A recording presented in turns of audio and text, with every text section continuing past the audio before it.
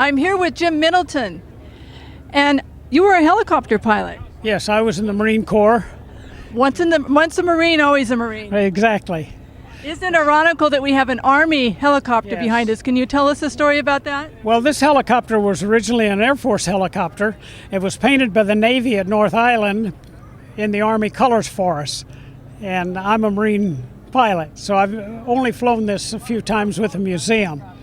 The museum is at Ramona, California. We have about 20-some helicopters at the museum. Most of them fly.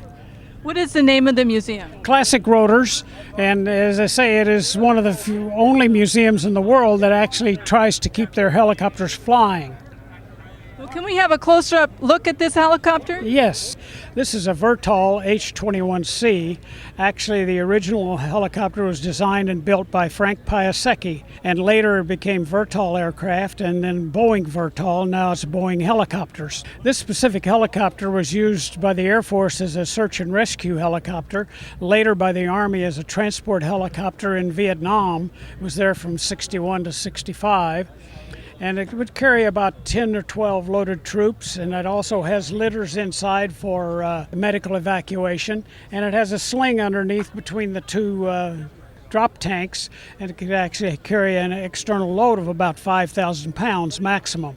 The aircraft actually has a specific curve in it, because if it were level all the way back, the rear rotor blades would chop the fuselage in half if flying forward.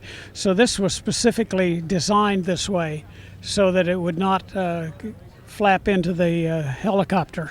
The large round holes in the back are strictly hot air. Hot air comes out after cooling the engine. The air comes into the top of the fuselage, goes over the engine, air-cooled engine, and then the hot air comes out those holes in the back.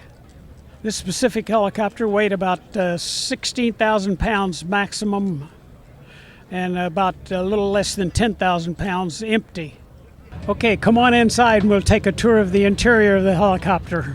Okay, this helicopter was built in 1957, so it's 53 years old. Everything in the cockpit is 53 years old except for the radio and the transponder, which have been replaced with modern equipment.